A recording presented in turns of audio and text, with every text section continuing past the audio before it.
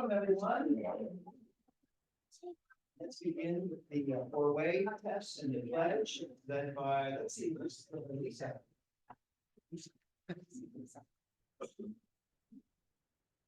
All right, please join me.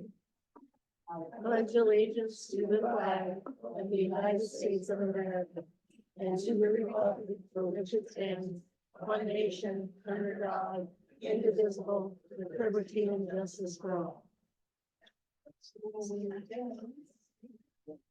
Okay, before we pass, the things we think, say, or do. First, is it the truth? Second, is it fair to all concerned? Third, will it build goodwill and better friendships? Fourth, will it be beneficial to all concerned? Thank you. David is going to lead us to share an inspiration with us.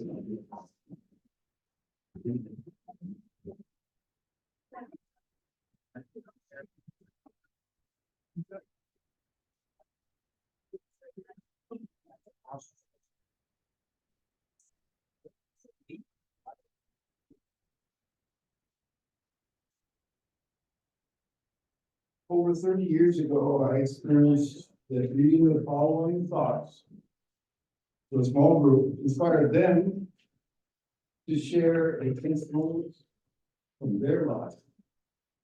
We all became better friends because of it. This is thoughts that I wrote in 1990.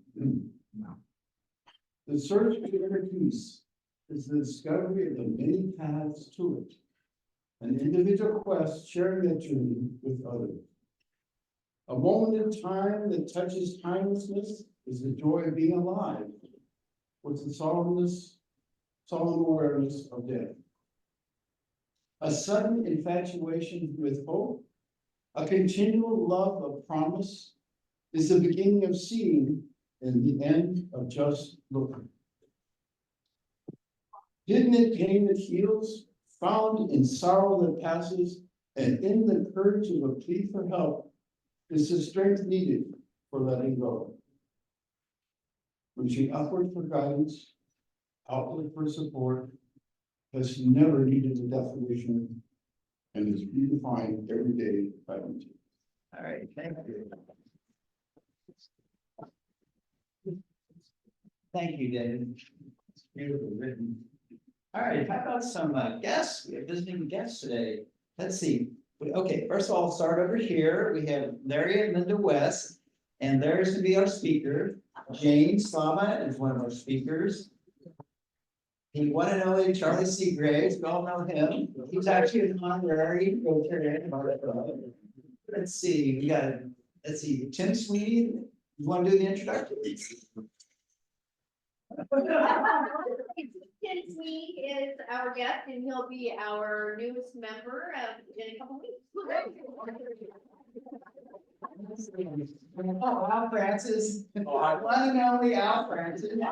Always good to see you all. I see a face right there I don't recognize. Oh, I would like to introduce my son,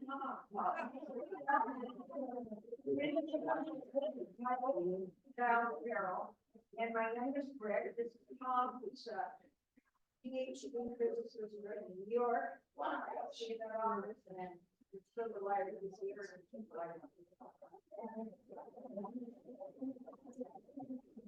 You know, I always thought this was a rainy club and we attract rainy people all the time. Okay, anybody else? So. Okay, how about some announcements? Let me do just a few real fast. First of all, I just encourage you to read the Navigator. Every time I read it, I think there's so much information, and thanks to Steve for putting it together. But if you feel you're not up to date on things, just read the Navigator. It's loaded with stuff, plus links you can connect other links with.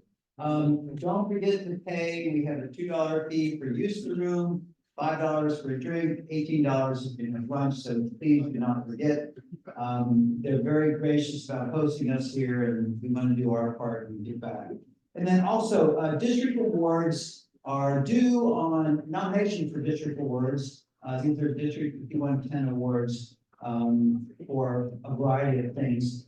On March the 31st, I share all with the board. I think I should share probably with the heads of the committees as well. So I'd really like to get as many nominations for awards in as we can.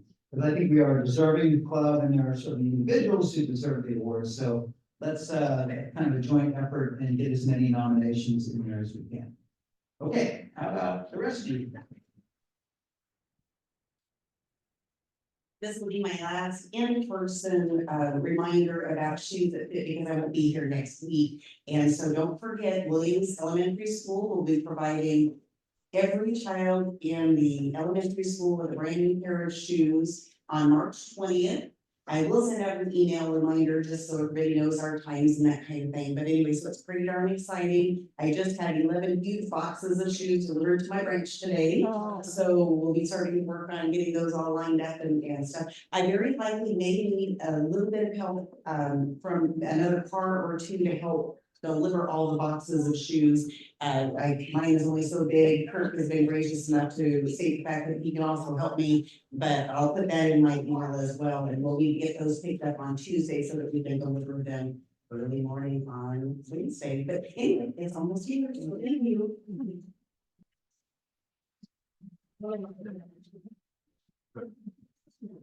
So, Porch Fest signups for walking the streets, gathering signatures to get permission to close down the streets and put on events. Clipboard is gonna go around.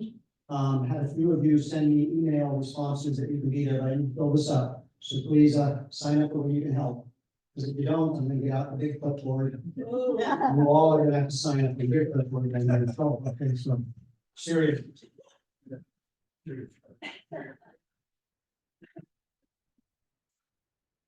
Two quick announcements. One reminder, one of the things that is in the Navigator is our challenge to reach the silver or possibly gold level of community partnership for the Performing Arts Center.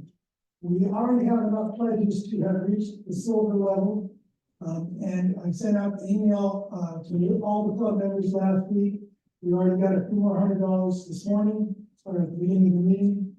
So we only have probably another $1,000 to go to reach the gold level, which is a much bigger plaque. So please participate if you'd like to. Let me know if you have questions. And secondly, it's time to start saving your full blue bags.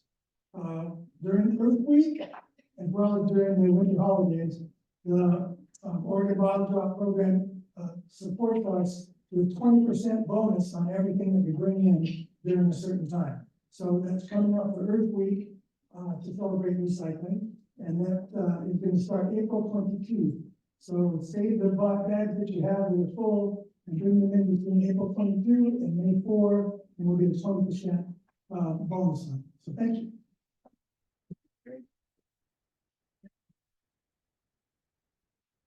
Maybe there's an updated number, but the last we heard, we had about $1,500 that we've saved up from collecting bottles and cans. So don't underestimate the value of doing this. This is a great activity. These funds can be used for a variety of things. So it's a great thing you're doing, Greg. Thank you. We have a very interesting program today. Citizens for Responsible Growth are here to talk to us about the upcoming ballot measure, which they'll explain thoroughly.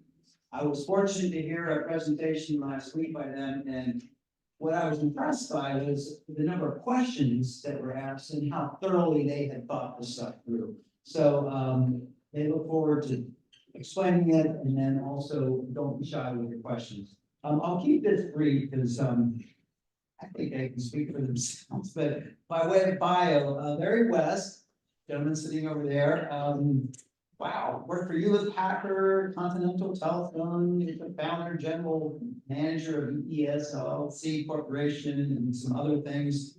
Master's in Public Administration, a Master's in Business Administration, Bachelor of Science, Associate in Arts and Industrial Management, and is also a veteran of the, U.S. Army Signal Corps Countermeasures and Microwave. Bunch of government experience, bunch of educational experience. So we'll just keep it at that. Jane Slama, she's one of the founding members of Citizens for Responsible Government. She's actually a college instructor, RCC, Allen Hancock College, UC Santa Barbara College of Creative Studies. She's taught English literature, critical thinking, composition, research, comparative religions. She's an author of a book, which I'm always impressed by. In this country, a chronicle of the Cuyama Valley, a historical study of an overlooked California valley in Santa Barbara, California. Masters of English, Masters of Theology, and also a bachelor's of English. So with that, let's welcome up here to the stage and Charlie. Wow. Shoot, everybody knows about Charlie. You want to buy them? Yeah, I think we know Charlie about it. Charlie's great. Let's just put it that way. He's a great person. He's been in the community for many, many years, practicing attorney for many decades. Whoa, quite a bit. All right, sorry, Charlie. Didn't even know. All right, thank you. Thanks for coming up.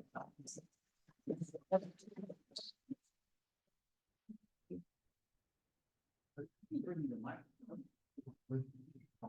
You want to sign? Yeah. Who you want first? Yeah.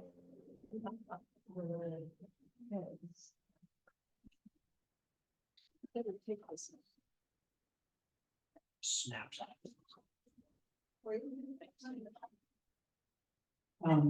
So I am one of the founding members, Jane, I should introduce myself again, Jane Slama, and this started about a year ago. And I was working with people who had been part of the Charter Review Commission. Took 2 years to study the current county charter in detail, line by line. And actually under the guidance of Wally Hicks, the county council. So some of us coalesced thinking that a new charter would be a good idea, a restructuring of the Board of Commissioners would be a good idea. Some way to counter high salaries right now. Commissioners that are paid, well, starting at about 92,000, 2 of them. A year plus benefits, health insurance, retirement first, and one that's paid even more. And so, and also to reduce commissioners' salaries to stipends, turn it back into public service. And to also make it part-time and hire a county manager, a professionally trained person to oversee the day-to-day administrative duties.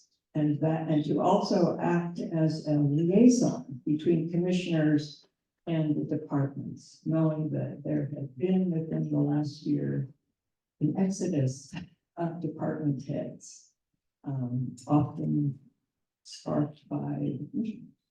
So this would be a way of, in our eyes, stabilizing the county government. That also to make another significant change would be to have county council not elected, but appointed by the board. It's highly unusual in Oregon, the only county that elects its county council. Usually it's an appointed position. So those were some of the main changes. And also to have a requirement of 2 years that a commissioner would have to live in his or her district. The other big change of this would be to create districts. So 4 districts, 4 commissioners, 1 from each district, and then 1 at large. And it was put together in a workshop. A group of us got together. And next thing we knew, we had a charter, which we then wanted to collect signatures to get on the ballot. It did have to be examined by Wally Hicks County Council and approved. It had to fit the requirements of legislative change, all the parts of it had to be legislative, not administrative. And he was actually very helpful with that and made only 3 changes, minor changes to our commission, our charter. And then we were off and running. And my first day of collect, I ended up taking over a signature drive. My first day of collecting signatures was Porch Fest. Yeah. And it was a great experience. I suddenly began to feel that there were the winds of change afoot of the rising, and there was a tremendous. We did have a tremendous reception in 11 weeks after tabling post offices all throughout the county. First Friday, fairgrounds, all the places where people would gather. Within 11 weeks, we had enough signatures to get it on the ballot. So in September, that process was completed, and we are now on the main ballot, the primary ballot coming up. In the process, we had other people who wanted to join the group. I'm going to introduce Larry West because he was suddenly a person that came to we are a nonpartisan group, I should add, stress, we are a nonpartisan group. We were looking to expand the group, and we kept seeing these letters in the editor from Larry West, who wanted change. We contacted him, and he became now a very instrumental member and the president of Citizens for Responsible Government. So I'm going to turn over the microphone to him and let him introduce himself. And because Thank you, Jeannie.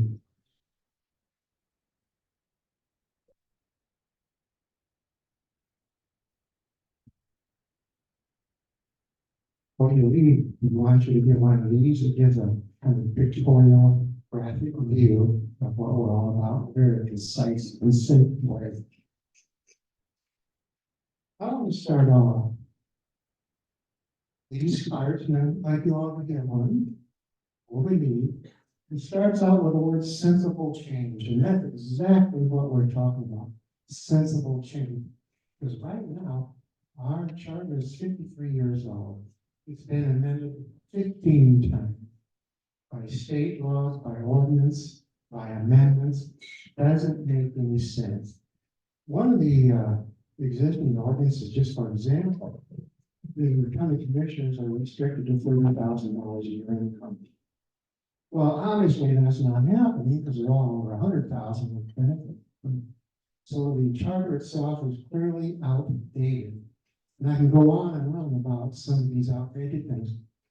And the problem is when we elect people, oftentimes they have no clue or haven't even read the charter.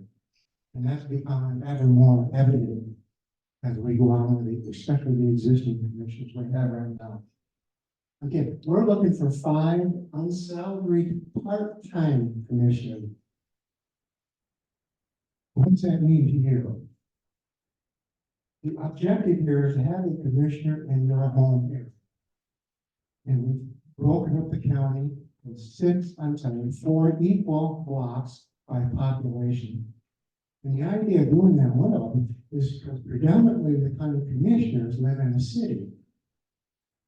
And what we've done by breaking it up like a piece of pie, the center of the pie is much smaller. So we're taking the domination of the city out of that county representation and put it with the people. And the people are required to live there. That's exactly what we want for representation. Because right now, you're just not getting that kind of work. If you have someone down the street trashing out your neighborhood, you've got to go through person. You do not have that. And for what, road potholes, whatever, you got somebody who's going to represent you where you live.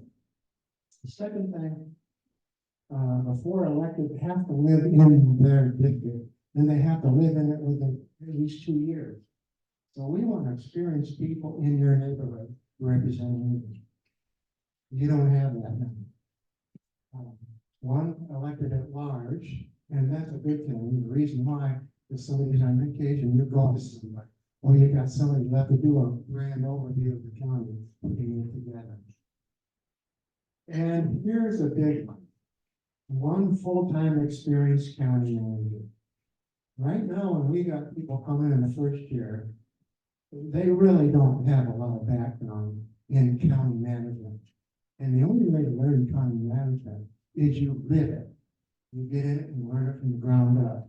So here you got a newbie. It's gonna take a year to even come up to par to be effective and do things for our city people. That person's gonna bump into a person who's been around 2 years, and they're beginning to know the department heads at all 14, as well as the 10 elected people, such as the assessor, the treasurer, the clerk, the sheriff. Now you're into the 3 years, and suddenly you're getting somebody that's really got their feet on the ground. In the 4th year, they're gone. Start over. And that's one of the problems. We don't have experienced long-time managers. So we're asking you to look at this differently. Look at what we need, and that is a county commissioner, a county manager with experience in the government. And we think because these are part-time commissioners, the savings added the first benefits and everything, we should have about a 280,000+ benefit. We'll have that to be able to negotiate a good county commission, county manager for our county. Now, what's that give you? That gives you effective representation. It gives you efficient and effective county management of our resources. And right now, the existing county commissioners simply don't have the background to deliver that to you. So that's basically what we're looking at. We want the professional manager to oversee our operations. We don't have a professional manager doing that now. We're taking one commissioners, maybe the first year, second year, to oversee them. What value are you getting out of it? What's in it for you? I want you to ask that question. What are you delivering to us? What's in it for me? You should be selfish as a citizen and get your money's worth from your taxes as an individual. And we want the board to carry out the oversight of that manager. It's like a corporation. You have stockholders. And stockholders are represented by board of directors who they overlook a president. The president in this case is going to be a county manager. Not doing a job? Another one. Very simple. You don't have a job for life, you keep a job for life by performing. That's what we're trying to get to. And again, Jane, this is very important.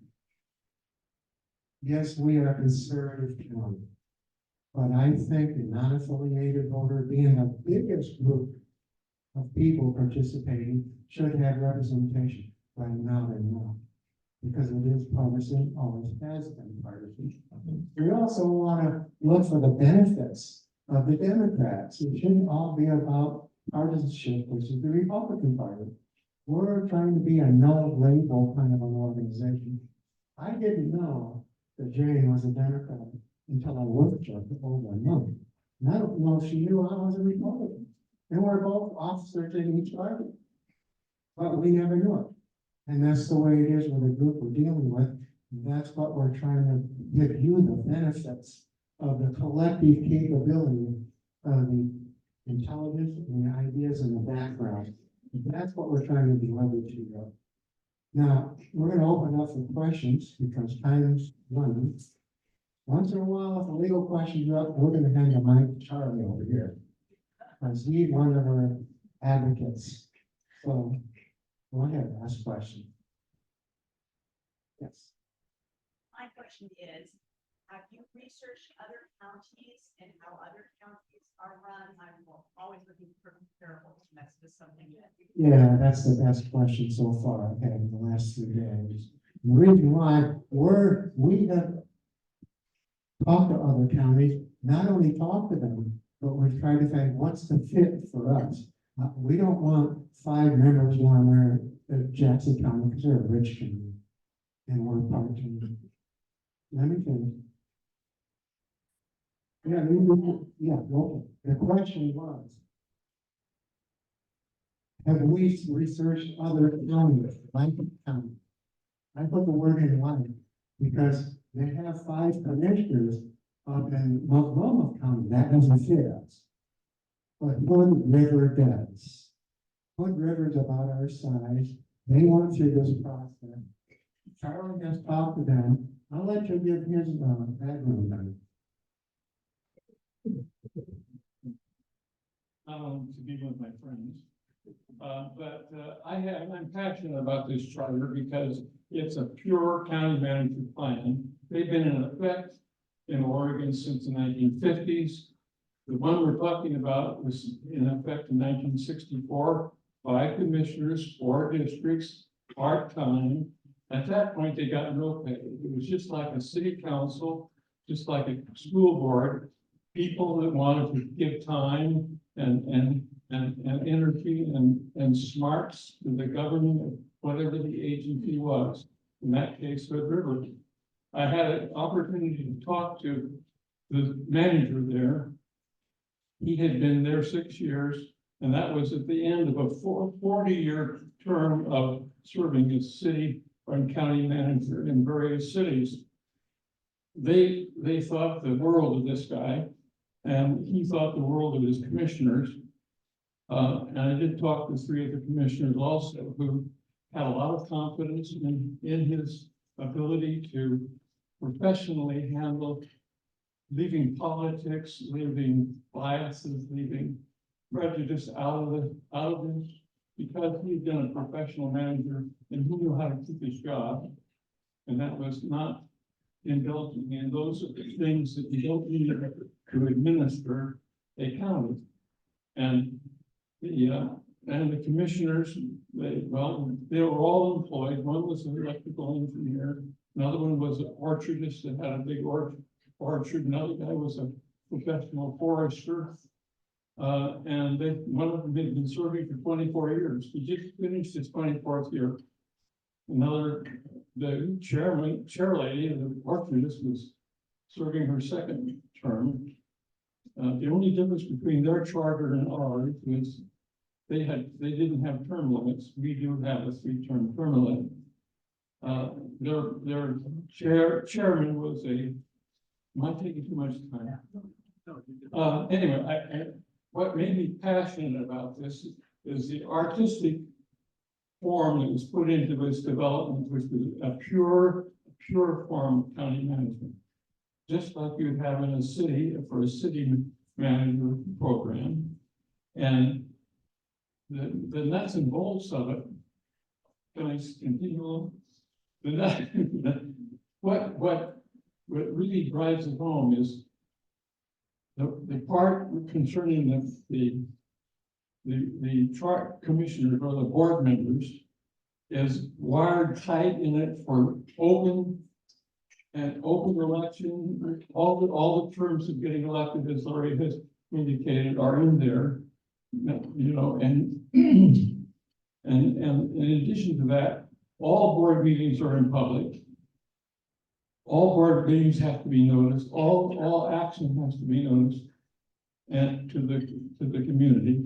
And these people who could be your friends and neighbors, or maybe you don't know them, or maybe somebody else knows them, that you have a little bit of knowledge of who's going to represent you.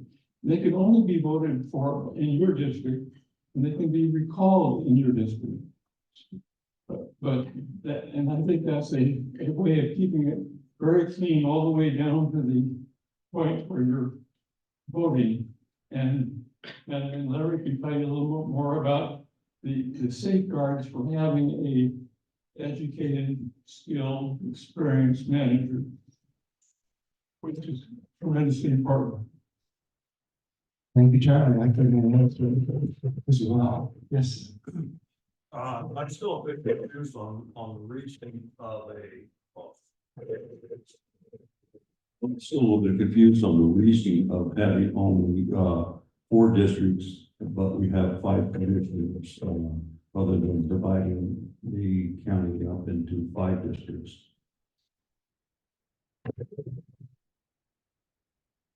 I'll get back to you. I don't know. So during the construction of this, there was a concern of having too big a portion of grants placed in one district. So we decided to keep the at-large. We also have the issue of one commissioner continuing for 2 years. His term is not up until 2026, and that's John West. And so there was this, there was a concern that if we had 5 districts, there would be one that would be all grants passed. We thought that would be a hard sell for people because of the rural city tension. As it stands, the districts, each 4 districts has a portion of grants passing. That is broken up.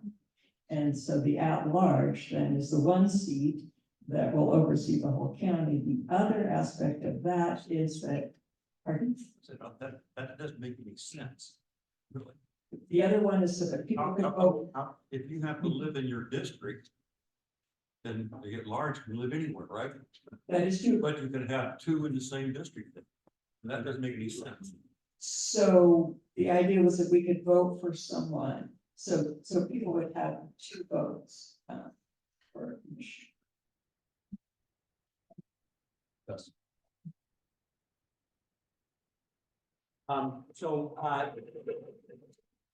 Sort of comment and then a couple questions about legal counsel. I appreciate the idea of having a manager, because I've dealt a little bit with the county and quite a bit with the city in various aspects, and when the commissioners or the counselors have space to not manage, but to go lead and to look in the future, I think it really works out better. And it's one of the flaws of the existing system that the county commissioners don't have a lot of time in their day or space in their meetings to lead and to listen and move forward versus manage. So I appreciate that. Legal counsel, current legal counsel seems to not be terribly competent. And so the newer counsel in this charter could be fired or not, is that correct? Or is hired based on maybe competency or performance, which is a good thing. Do you have a general sense of the amount of time a county this size would need counsel? Is it a full-time position and a half, 2 positions? I mean, do you have a sense of that after doing research? And then at the end, how does the old system transition to this new system that goes past?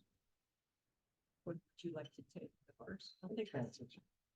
So you might get one.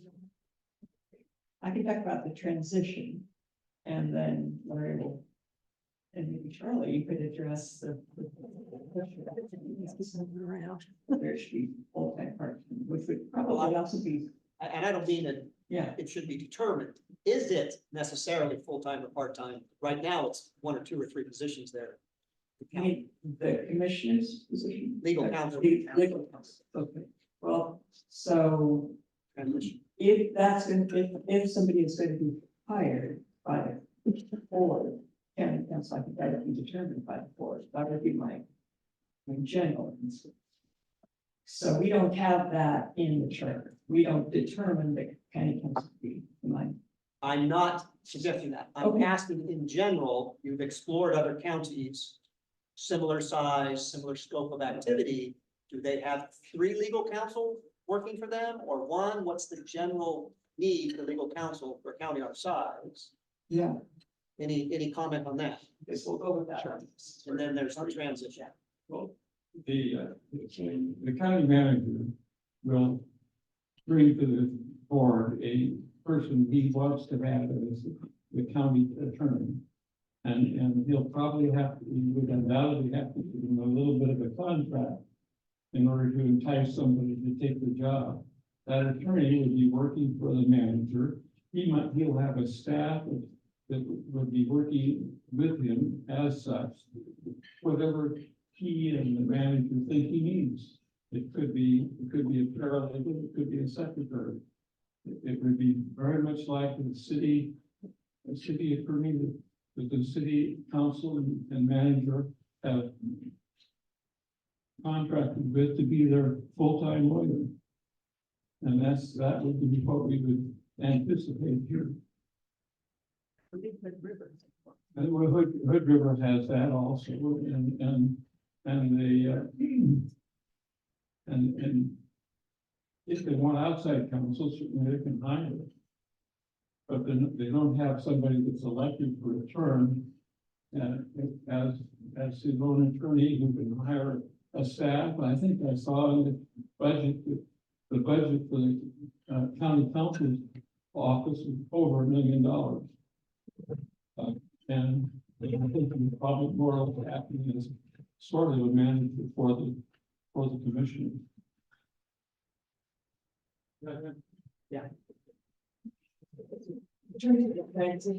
I'll answer that half of it. There's a commissioner's race that is in action now and these candidates will be voted on in the same time in the May ballot when our measure is voted on. If our measure passes, that race, whatever the standing is null and void. And starts all over again. When our charter passes, there will be a new race that begins. People will need to refile. Everything else stays the same, though. They don't have to change signs or anything. They're reporting to the Secretary of State doesn't change everything, just it's like the clock starts all over again. And now they must run according to district. They must have lived in that district for 2 years in order to qualify.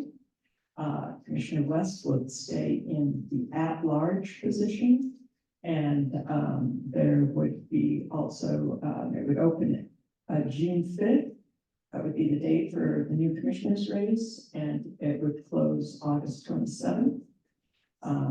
And that, what is implied in the charter is that once this new board is seated, they will carry out the new charter, which would be hiring the county manager and moving forward. So, I know there are other, on the issue of John West staying in there, would he stay until this coming election in November, or would he stay for 2 years? he completes his term. 2026. I mean, this is a standard transitional provision. He continues at his salary as well. Required by state law. Yes. So I have to say, it's wonderful that we have questions like this. This is the way we flesh things out, and I think want to make sure we get time to everybody. Yes. My question is about the time that you would anticipate these part-time commissioners spending, because it's always seemed to me that both of the extremes that we used to see, because they're kind of keep a lot of people out. I mean, volunteer commissioners means you kind of have to be retired or independently wealthy. Full-time commissioners means, okay, I'm going to quit my job for a job that is only going to last until the next election. That doesn't seem like a good fit. So this kind of in between seems like something we could actually get people who are still working maybe to, to get into this. So do you have an idea of the time that a commissioner would spend? Great question. You say there is no requirement, time requirement. I know that from inside information, current commissioners don't even work full time. They are there for a very small amount of time each week. But Larry, do you have more data? So the amount of time is not specified even for full time by the Secretary of State. So I guess you anticipate it being a lot less. yes, no, and that's a wonderful aspect of it. Because the county manager takes over all the administrative duties, which is about 80% of a commissioner's job, the commissioners could just then focus on policy. And that is also important. Let me tell you the function of a county manager. There's we got planning, organizing, staffing, directing, controlling, coordinating, communicating, empowering others to do work, and then measuring for results. Am I right on that? Amen. Now, think of yourself walking in with no experience, and you've done all those 8 things, and you've got to be professional from day one.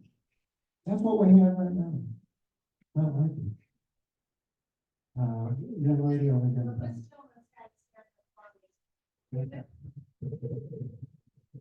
Not to be picky, but you mentioned that each of the 4 districts has a chunk of the city in it.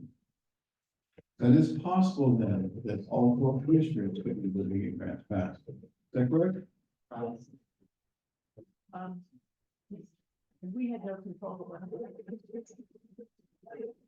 Secretary of State act. So she goes to it. Right, but we had no control over how the districts were constructed. That happened between the county clerk and the Secretary of State. And there were, if anybody followed this drama, there were 2 maps. The first map was different. And there were necessary changes that had to be made because of the requirements from the Secretary of State. Geographical boundaries had to be respected, and ultimately it came down to the wards in the city could not be separated. And so where original Grants Pass was mostly its own district, it now had, there were the wards had to be kept together. They were interpreted as like communities by the council. But yes, it's possible. And yet at the same time, we think that it would open it up to a much more diverse, say, selection. And that people, candidates would have to know the issues of the district rather than just the city. The whole district. So.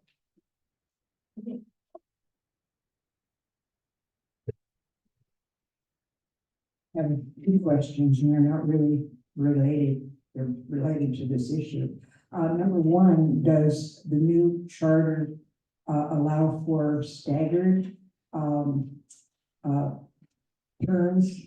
Okay, and then the second one, I saw an argument on social media or next door, one of the about this charter having been reviewed in the past by council. I'm not sure if it was county council. I don't pay a whole lot of attention because I get so upset about this stuff. There's so much misinformation, but I would like to know what your response is to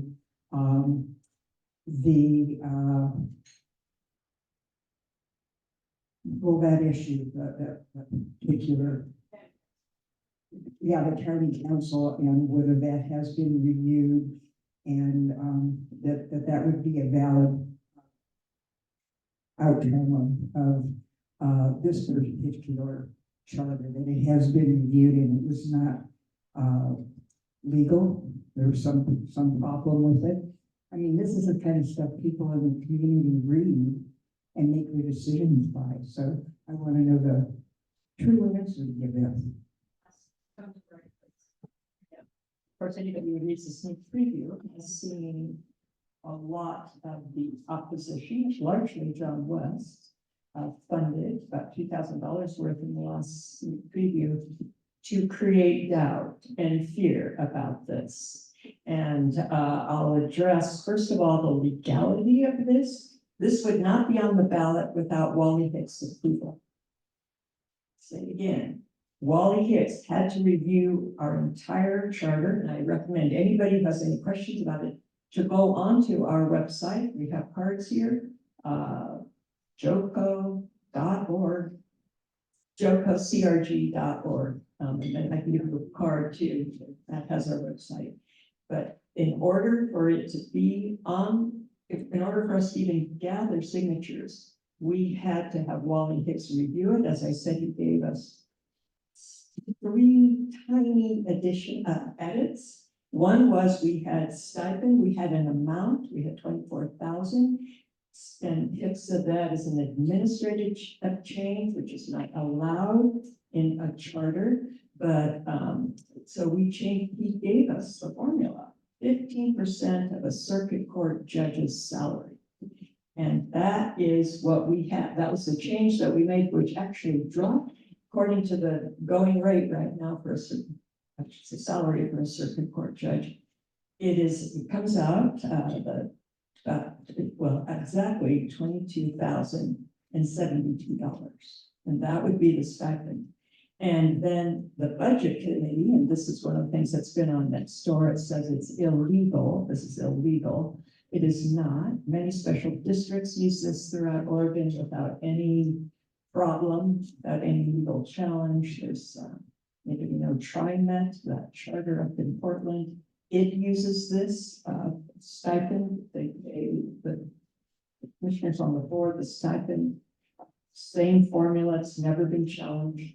And it is the only thing the budget committee would have to keep track of is the raises that circuit court judges get. Yeah, and so that would determine if the rate is changed. What it does is remove the commissioner's ability to give themselves raises, which is highly unethical, and yet it happens. But we didn't know that. And then we wonder if we're paying these people for not knowing. That's scary. That's what a county manager actually would be very useful for reminding. Yes. I applaud the intent, motive. I applaud the intent and motive and all that. My concern, and I guess that might be to Charlie. What would occur if this did pass and then we're legally challenged?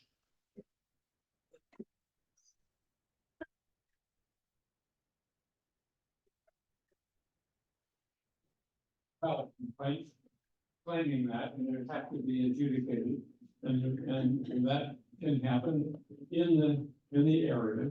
And that has been threatened and is like, Oh, I know nothing about whether lots of things are threatened. no, They have to take. I'm not on either side of it. I just know that that's a very real possibility. In addition to what Jane has just told you, we hear the same thing. Of course. Yes. And we have engaged and we have on retainer a experienced attorney has worked in this field for 40, almost 30 years. Right. And How much time do you think that would occur for that to go through the circuits and then ultimately to the Oregon Supreme Court probably? Okay, let's take this offline. okay, no.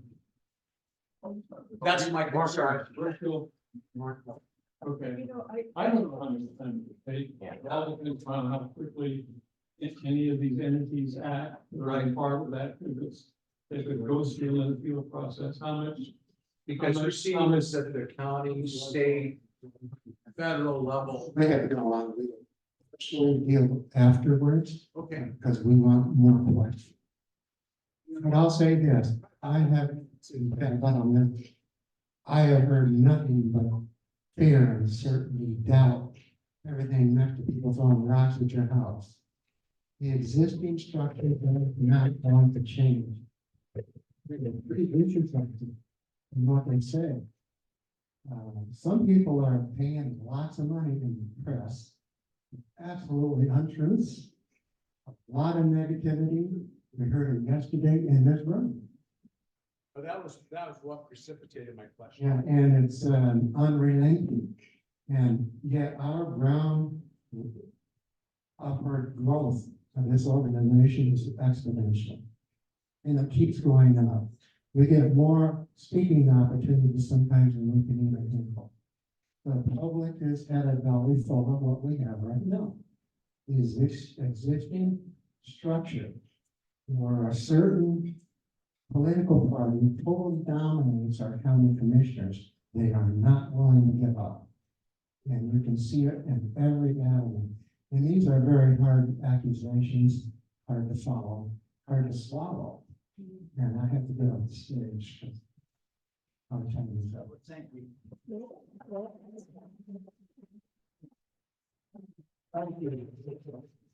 Okay, where's Luce? We have a sergeant at arms. Hey, Luce, come on up.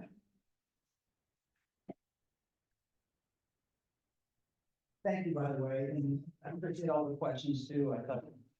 I don't know, they answered them very clearly in my estimation.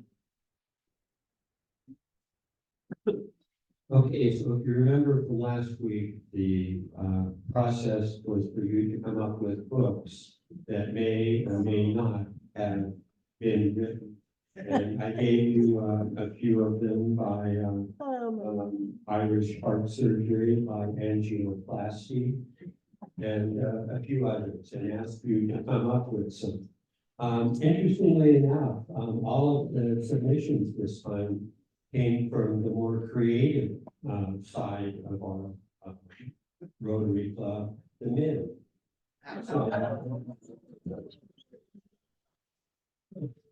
No, I was surprised that I didn't get some from some of the people who typically excuse me, send stuff in.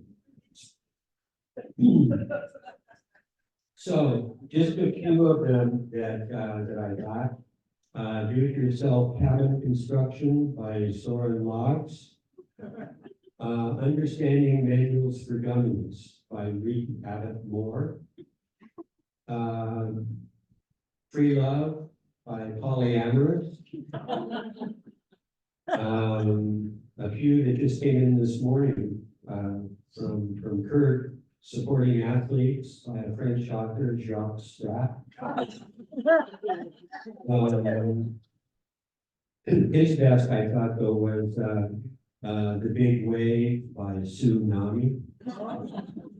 But I'm going to give the coveted Dutch Bros gift card to Bela this time for his book Jaundice by Billy Rubin.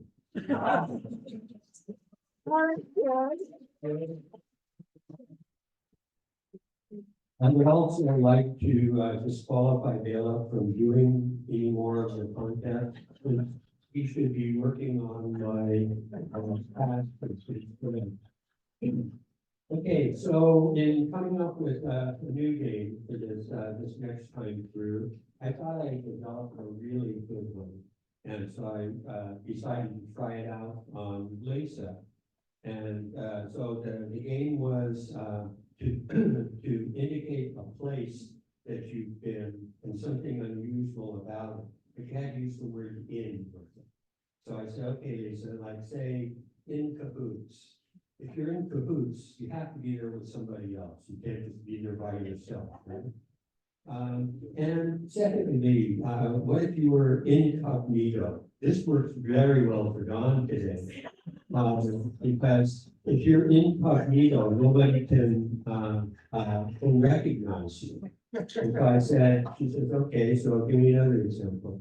So I said, insane. You can't get there any other way except being driven.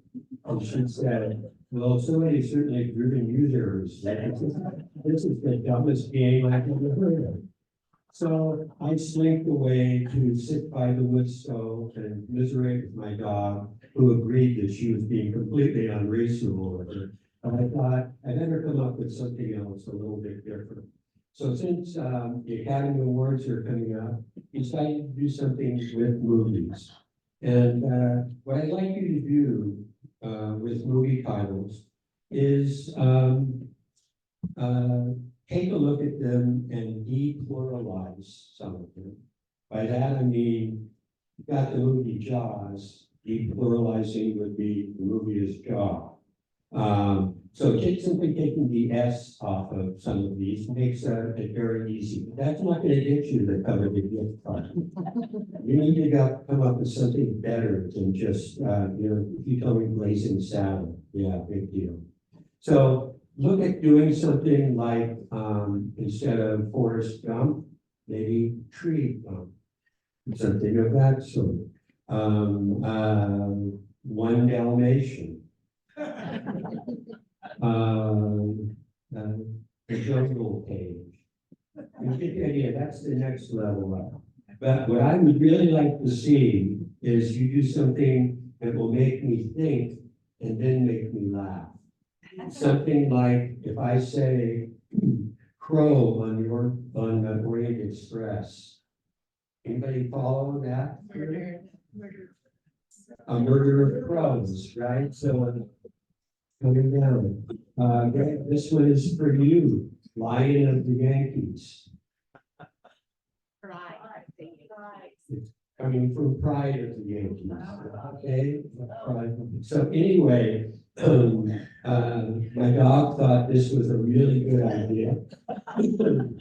Lisa accepted it, but, she's not thoroughly behind it. But, that's the game for this next one, right? And you're emailing me, just to my, general email address with these for the next time. If any of you think of some other things that are going with, in cahoots or whatever, you can give me one of those too. Alrighty, let's, do some, happy bucks. Was that it halfway Yeah, up? I know. That reminded me of something. I really appreciate the fact that the women are too busy working to send in things and us men have the time to do that. I really like that.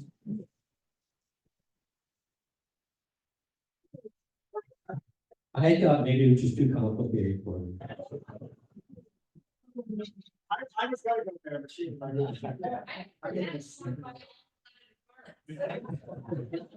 Hey, we've got a few cards left to sell. Walking around. Well, obviously, I'm happy my son's here, but what's even more exciting is I got to spend, first 2 days at the manor. My kids never think I need to go to retirement home, and I told them I'd try it. And I know, Enchanted Forest needs to always be my home base. But I did get to spend the evening with all 3 of my children, which haven't happened in a long time. But many of you know my son is county commissioner in Jackson County and very conservative. People wonder how he could be my son. But he's very wise and he's a very good county commissioner. And his friends are all good little Republicans over there and very wise people. And I have a lot of fun. We have a lot of fun just laughing and joking around because I've known them since they were all pretty young.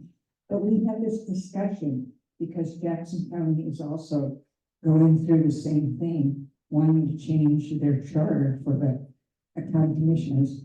And in that county, even though those county commissioners are all very conservative, I wouldn't change them for anything. I listened to a state of the county report last May, and those guys are doing an incredible job. We waste so much money in this county. We could have so many more things if we didn't waste the money, that I don't know if it's just stupidity or not knowing what you're doing or greedy, but we do need a change. And I actually support the not changing the county in Jackson County, and I actually gave my son some money for that support. So I'm definitely straddling 2 worlds here. Thank you, Brenda. I have 2 things I'm giving for, so probably $10. First of all, I want to thank this grassroots organization because if there's anything that I think really works in our government is when there's a grassroots level that rises up to the occasion to get things done. And I think that's how we really do get things done in our government. And I think that's wonderful. So it's wonderful to see you take the lead and move forward with that in a very deliberate way. So I think that's wonderful. And I also am so excited. I get to go up and see my grandchildren. As you know, I had knee surgery, so I haven't been up to Portland. I haven't seen my grandchildren since Thanksgiving. So I get to go up and see a dance performance, and yeah, so I'm really excited. So I'm very happy.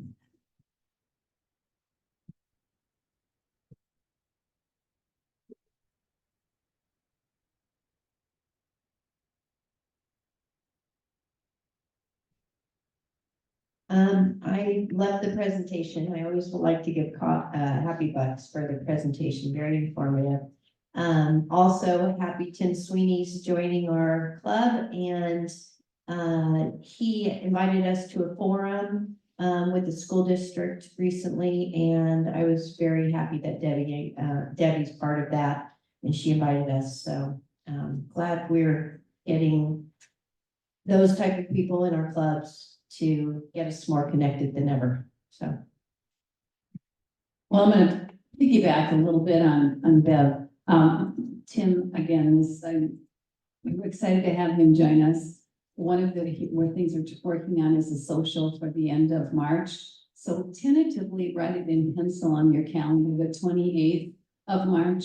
We'll ultimately end up at Taylor's to have some nosh and beverages and time together. But we're working on a backstage little tour of the PAC so that those of you who aren't familiar with it can see it firsthand. It's one thing to see the presentation, but we want everybody to see upfront and personal, because we're supporting it, and that's important. And I also echo appreciation for the presentation. This is not easy. Things like this don't get done because they're very, very hard. And I very much appreciate all of your passion and effort from all perspectives. Where there's greatest agreement, there's greatest risk. We need lots of different headlamps looking at problems. Thanks, Jeff.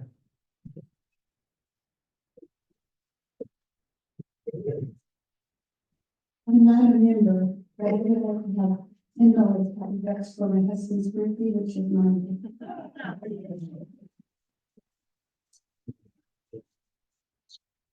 Happy birthday. The world needs to go past it. Anybody else? That is a fishy thing.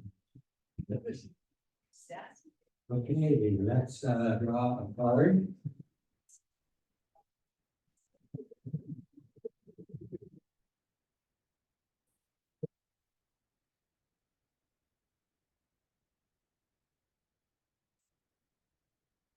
Okay, would you draw one for us?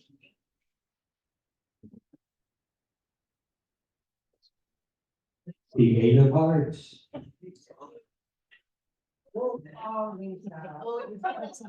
Right here. Lisa. Sorry.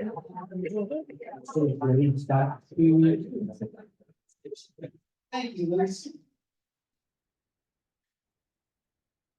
I was playing around with my the calculator on my phone just for a few moments, and I realized that we collected $1,500 in bottle donations. That means that's 15,000 bottles people in cans that people collect. So keep up the good work. That's quite a few bottles.